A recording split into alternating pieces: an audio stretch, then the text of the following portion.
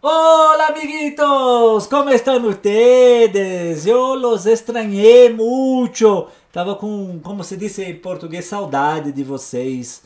Da carequinha do Adriano, dos olhos esbugalhados do Ernesto, do sorriso amarillo de Eduardo Oliveira. Ah, ter amigos é viver no paraíso. Ainda bem que vocês não são meus amigos. Legal, senhor Luiz. Assim, o senhor voltou tão poético, tão serelepe, tão afrescalhado. Que ares o senhor andou sentindo nesses últimos dias, senhor Luiz? Os aires de Buenos Aires, querido.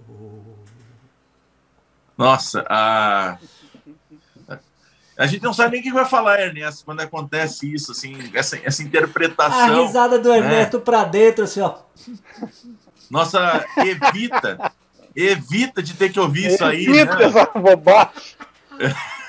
Com o senhor Luiz Ernesto Brock, Eduardo Oliveira e eu, Adriano Oliveira, é o nosso Vá nos Acréscimos, começando agora com o destaque e já o comentário de Ernesto Brock. Tudo bem, Adriano, senhor Luiz, Edu?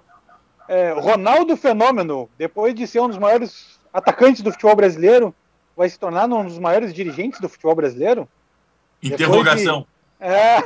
Depois de salvar ou de levar o Valladolid de volta à primeira divisão da La Liga, o Cruzeiro domina a Série B e o Ronaldo já começa a pensar em parcerias com o Manchester City e outros times da Europa para o Cruzeiro. Será que já é o começo da revolução das SAFs? Eu acredito que sim. Acho que o Cruzeiro e o Botafogo estão mostrando nesse início de temporada que a SAF sim pode mudar o rumo do futebol brasileiro. Eu só acho o problema da SAF, Edu e senhor Luiz, que é o seguinte, você pega o John Textor e o Ronaldo, são caras que têm um movimento muito bom de mercado. Né? O Ronaldo, principalmente, pelo nome dele, que vai além da questão do Textor. Porque o nome Ronaldo você não precisa falar nada, que ele abre portas em tudo quanto é lugar do mundo, independentemente dos investimentos dele ou o Ronaldo empresário. Mas quando se fala em SAF, há muita safadeza nesse meio do caminho. Então, eu não sei se todos os processos eles vão se dar da mesma forma com que o Cruzeiro, de ter um cara representativo como o Ronaldo, ou o Textor, que tem uma representatividade na Europa. Porque sempre me vem à cabeça, Edu, a questão do Figueirense. Se a gente tem o que está dando certo, o Figueirense tentou, por mais que seja diferente, tentou esse caminho, e o que a gente viu foi desespero por parte do Figueirense naquela ocasião. Adriano, pessoal que nos acompanha, né, senhor Luiz, é uma situação que a gente está vivendo de forma, assim, observando, né, o que esses clubes podem fazer. A gente teve essa questão do Figueirense, mas teve... a gente também pode dizer que outros clubes... Eu considero... do Gama, né? Que o presidente deu entrevista para a gente dizendo que não sabe quem é que comprou. Mas se a gente também for fazer uma análise fria, Adriano, sem torcer para X ou Y, a gente pode ver que para mim, tem dois clubes hoje que tem uma SAF indiretamente. O Atlético Mineiro e o Palmeiras. E estão dando certo. E não é, né? É porque eu acho Mas Adriano, porque assim, você tem um investidor. Mas não é, Edu. Porque mas eles não mandam diretamente. Aí você vai falar do Palmeiras, tá, mas a dona Leila é presidente. Mas ela entrou muito mais pelo processo político do que pelo processo econômico, foi fundamental, mas pelo processo político. Eu compararia a situação do Palmeiras, da Crefisa, com a situação da Parmalat, que o glorioso José Carlos Brunoro nos explicou naquela ocasião. Adriano. Se você não tem investimento. Se a Leila entra sem nada, não sei como é que estaria. Se o Menino, junto com o grupo, não entra nada, o Atlético também não sei se estaria bem. Mas aí que tá, é diferente da SAF, Edu, porque se daqui a pouco no Atlético Mineiro muda a política do Atlético Mineiro e eles brigam, o investidor vai embora e a dívida fica para o Atlético Mineiro. Tá, mas e se a SAF da empresa falir? Não pode acontecer? Você vai ter que passar para outra. Mas aí o responsável é o dono da SAF. E aí ele vai vender. ele vai vender a SAF. Ele vai. Agora, no caso do Atlético Mineiro, se muda o presidente, muda a política do clube e o investidor não quer mais, o investidor sai e cobra do clube. O caso do Atlético, Edu, me lembra muito da Unimed no Fluminense. Eu acho que assim, as comparações que eu faço é a Crefisa com a Parmalat e o Atlético Mineiro com a Unimed. Sendo que no caso da Crefisa, por mais que a dona Leila seja a mandante e ela é a dona da empresa, o que daria a característica da SAF, comparando com o Ronaldo e com o Textor, a diferença é que ela ingressa por um processo político interno associativo. Esses outros dois, eles têm autorização para ingressar no comando, mas eles não fazem parte da política do clube. A política do clube decidiu pelo ingresso desses empresários. Essa é a diferença que eu acho. Outra diferença que eu vejo é que o investidor, a hora que ele cansa de brincar, ele vira as costas e vai embora. O dono da SAF não, ele tem que achar alguém para comprar a SAF. Ele tem que vender o clube de novo. Ele não pode virar as costas e ir embora. E pode vender para o próprio clube depois. Pode vender para o próprio clube, pode vender. Já aconteceu na Inglaterra de times quebrados ser vendidos por 1 libra, enfim, pode fazer várias coisas. Mas ele tem toda uma burocracia que ele vai ter que vender o clube, ele vai ter que achar outra pessoa para investir no clube. O investidor, como no Atlético Mineiro, como no Palmeiras, se ele enjoar de brincar de futebol, ele vira as costas e vai embora. E eu não sei se dá, viu, senhor Luiz, para colocar aqui em cima, se não, lá na descrição, o papo que tivemos com o Andrei Kampf há alguns meses sobre SAF, sim, claro. Que ele explica direitinho o processo de como é que funciona a criação da SAF. Claro que a gente está comentando aqui essas questões do dia a dia, mas ali ele fala como é que esse processo vem se encaminhando no Brasil. Então, na descrição, senhor Luiz, ou na parte de cima aqui também tem, se não tiver o link lá na descrição tem do Andrei Kampf desse bate-papo. Quer falar sobre isso também, senhor Luiz? Não, graças. Aqui então fala o seu destaque. Na Argentina aqui a gente não se envolve com essas safadezas suas brasileiras. Aí, então seu destaque para a gente comentar no programa. Mi destaque, claro, a finalíssima, ¿no? De Champions League, juegaço, uma coisa louca. E aquilo, ¿no? O Liverpool podia ter hecho placar diferente, ¿no? Pero ficou aí, não sei, estava brincando aí com a sorte e perdeu. Mas eu acho que ali tem duas situações, e o Ernesto vai comentar e o Edu também. Primeiro, que o goleiro jogou demais. Esse é o primeiro ponto. Segundo, estratégia de jogo. O Liverpool tinha estratégia de jogo, de ter a posse de bola, criou para ganhar o jogo o suficiente.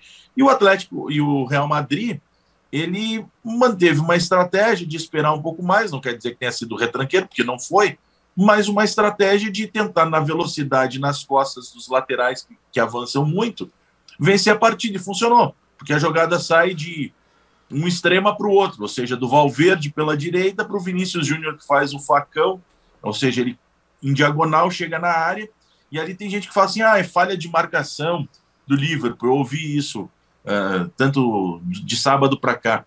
Normalmente, quando sai um gol, alguém falha, além de ter o mérito do cara, sempre tem alguma falha. Mas é um processo que eu acho que é muito mais mérito de entendimento do jogo, do gol do Real Madrid, do que propriamente uma falha de marcação, porque o posicionamento vem depois de uma tentativa de ataque, e o time bem armado faz o contra-ataque, e o posicionamento até estava correto, só que você não consegue defender com todo mundo, né, Ernesto? Adriano, só para te ter uma ideia, o Cafu, um dos maiores laterais direitos da história do futebol brasileiro, diz que a movimentação do lateral do Liverpool foi correta. E ali naquele momento aí já responde tudo. Ele tem que aproximar do zagueiro para fechar com o zagueiro.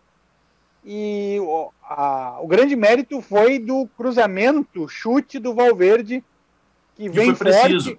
E foi bem forte, foi preciso. Qualquer movimento do lateral do Liverpool ali, a chance de fazer um gol contra era muito grande, a chance de furar em bola e sobrar igual para o Vinícius Júnior era muito grande. Então foi um lance muito acertado. E eu acho que é muito no que tu falou e muito no que a gente falou também no esquema de jogo. A estratégia o Carlo Ancelotti é um treinador que ele cria mais arapucas estratégicas, vamos dizer assim, do que o Klopp. O Klopp foi com o jogo do Liverpool e o Real jogou em cima da questão. O Liverpool fez o maior número de jogos possíveis para um time inglês.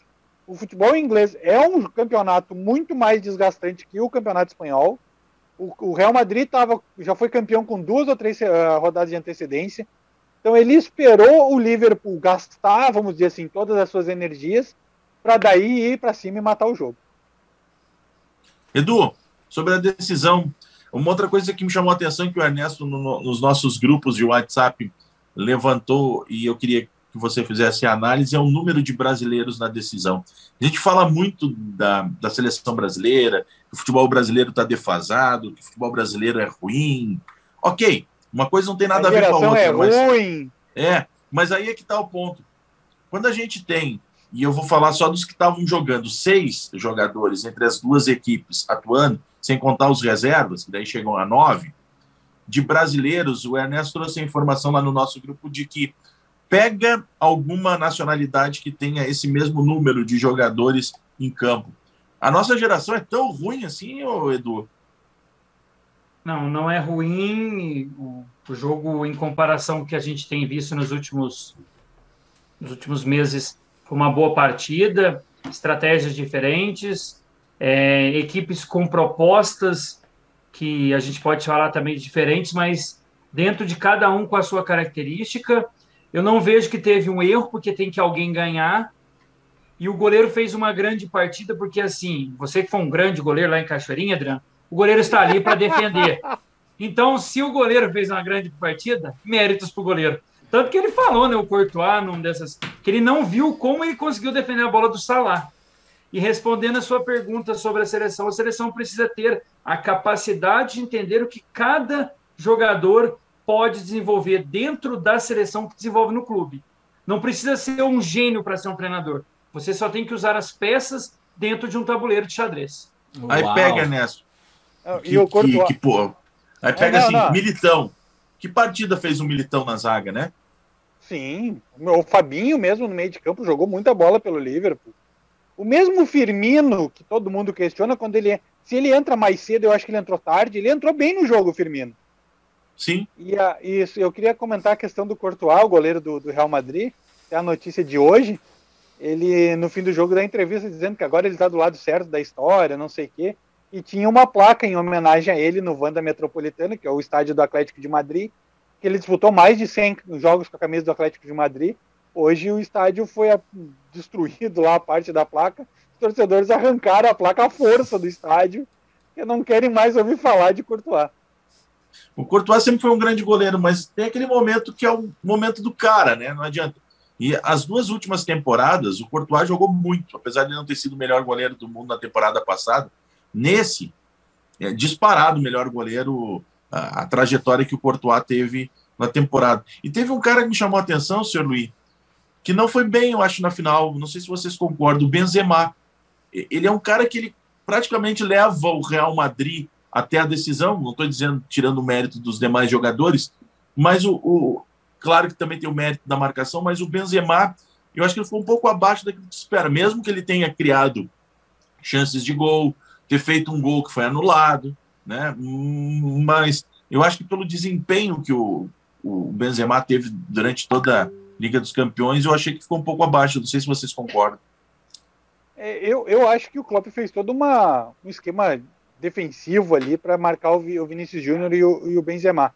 E eu acho que o Carlo Ancelotti, em cima disso, tirou o Benzema do jogo para dar velocidade com o Vinícius Júnior e o Valverde, que era sempre o espaço por onde o Real Madrid escapava. Eu acho que ele meio que...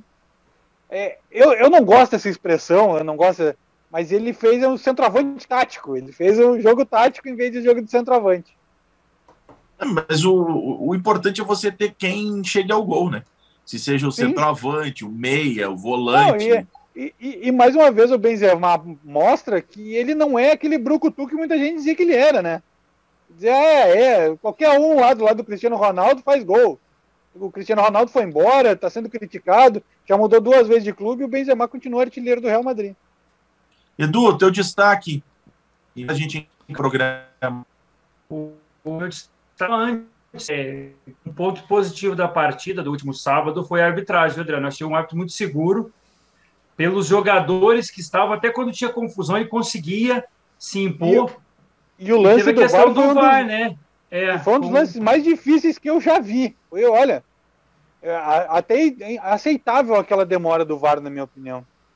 Sim, e mesmo assim ele nos precipitou, né? Porque aqui no Brasil, quando eles vão para a cabine, parece que eles tremem, né? Entra alguma coisa. Mas o meu destaque é a derrota da seleção brasileira no futebol de areia, né?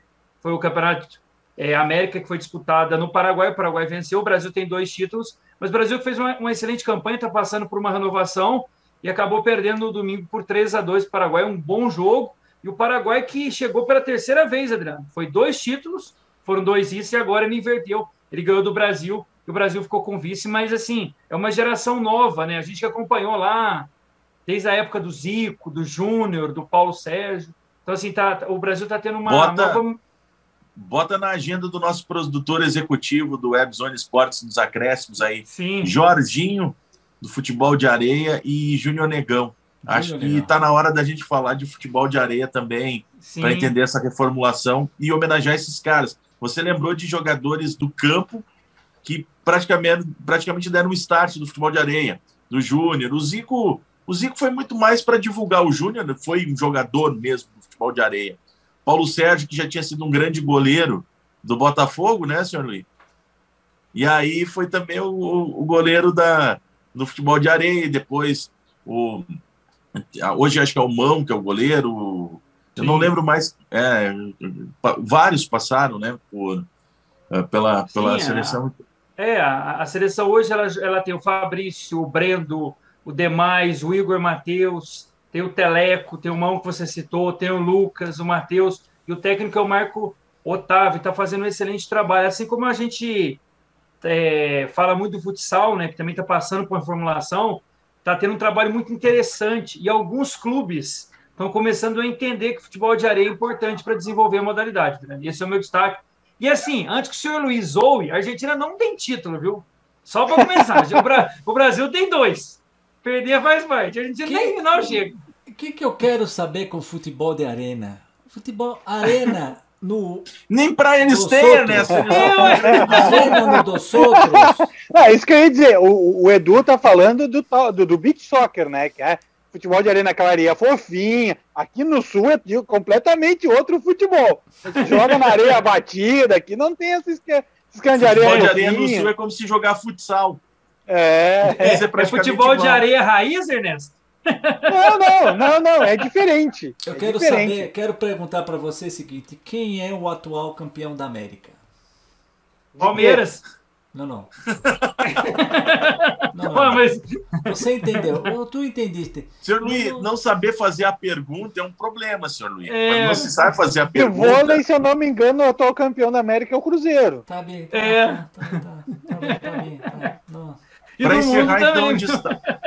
Para encerrar, destacar a Fórmula 1, pedir para o Ernesto só comentar rapidinho o que foi o Grande Prêmio de Mônaco com chuva, vai largar, cai um temporal, aí termina o temporal, volta a corrida, daqui a pouco começa a chuva de novo, para a chuva, e teve uma surpresa na vitória de quem teve a melhor estratégia, que foi o Sérgio Pérez, que é aquele negócio do jogo de equipe, né? O jogo de equipe que eu falo não de trocar lugares, mas do jogo de equipe de funcionar bem, principalmente no boxe, porque a vitória passa muito por isso. E a derrota do Leclerc, que tinha sido o cara que largou na frente na pole, o Monegasco, da própria cidade lá, do próprio país, ele acaba se ferrando exatamente nesse jogo de equipe, né, Ernesto?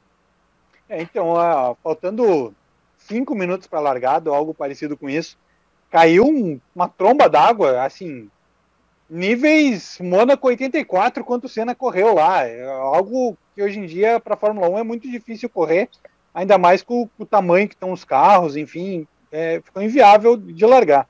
Eles seguraram ali, secou e tal, e largaram com o pneu de chuva, e aí é aquela história, quem é que vai trocar de pneu em que hora e tal? A Red Bull fez uma estratégia acertada, mas eu ainda acho que a melhor estratégia era do Carlos Sainz, só que o Carlos Sainz tem o azar deles saem o carro mais... E aí ele deu ali 2 segundos pela volta, que foi o suficiente para o Sérgio Pérez passar na frente dele na volta dos boxes. E o jogo de equipe não aconteceu até por isso, porque ficou uma Red Bull, uma Ferrari, uma Red Bull, uma Ferrari. Então a vitória do Sérgio Pérez, além dele ter entrado nos boxes na hora certa e tido a coragem de fazer a escolha certa de pneus, vem da qualificação que ele conseguiu ser mais rápido que o Verstappen. E o grande perdedor do fim de semana realmente foi o Charles Leclerc, que sai na pole e com um erro estratégico da Ferrari, ele acaba indo para quarto e, assim, saiu cuspindo mosquitos e marimbondos do cockpit depois, no fim da corrida. Para quem não viu a corrida que o Ernesto falou, por que ele saiu cuspindo marimbondo, é porque no mesmo momento estava a troca de pneus do Sainz e ele é chamado, ao invés de ele dar mais uma volta, por exemplo, ou fazer uma estratégia, deu aquilo que acontece nos joguinhos de videogame quando todo mundo resolve bastante. Na verdade, Adriano, nem foi tanto isso, porque ele foi parado antes do Sainz. Só que ele é chamado para botar o pneu intermediário. E o Sainz, eles deixam ele mais 2 ou 3 voltas na pista e já botam direto o pneu liso. E a Red Bull faz a estratégia mais ou menos igual que a do Leclerc. Então, o Leclerc entrou, botou o pneu intermediário, deu 2 voltas e voltou para botar o pneu liso. E aí ele talvez não ganharia a corrida mesmo fazendo a estratégia certa. Mas com certeza ele ficaria na frente do Verstappen. Porque o Verstappen e o Sérgio Pérez também pararam na mesma volta. Também ficou um atrás do outro esperando para fazer o pit stop. Mas como foi no momento certo, o Verstappen conseguiu ficar na frente pelo menos do Leclerc. Índia, Ernesto, aí para encerrar mesmo. 500 milhas de Indianápolis, surpresa total. Marcus Ericsson vence as 500 milhas de Indianápolis com o último stint de corrida ali, as últimas 20 voltas, num ritmo alucinante. A distância acabou não sendo tão grande porque acabou em bandeira amarela, mas ele dominou ao fim da prova. A prova vinha sendo dominada do início ao fim pelo Scott Dixon, mas o Scott Dixon cometeu um erro primário, coisa que a galera do simulador está acostumada às vezes fazer, mas no profissional é muito raro. Ele erra o momento do limitador e toma uma punição por excesso de velocidade no pit lane. E acaba no último pit stop fazendo isso, tendo que fazer um drive-thru. E aí, com isso, ele vai para o fim do pelotão e perdeu a corrida. Scott Dixon, que é o piloto que mais voltas liderou na história das 500 milhas de Indianápolis e venceu apenas uma vez. Ele tem, se eu não me engano, 10 temporadas pela Indy. E acaba o sueco Marcus Ericsson vencendo. Merecido, mas surpreendente. Quem apostou nele ganhou sozinho aí uma bobolada. Os brasileiros, o Tony Kanaan terminou em terceiro e o Elinho, largando de 27º, se eu não me engano, terminou em 7º, fazendo uma ótima prova do Elinho. No fim da prova, o Elinho diz que voltamos o ano que vem. O Tony Kanaan, eu acho que talvez tenha sido a última 500 milhas dele. E o grande fato da semana, senhor Luiz, Eduardo e Ernesto, foi Diego Churin. Depois de um ano, ele consegue fazer um gol jogando agora pelo Atlético Goianiense e em cima do Internacional. Para quem não sabe quem é Diego Churin, dá um Google. Tchau, senhor Luiz. Tchau, Ernesto. Tchau, pessoal. Eduardo. Boa semana para vocês. Muito obrigado pela companhia. Tchau, gente. Tchau, tchau.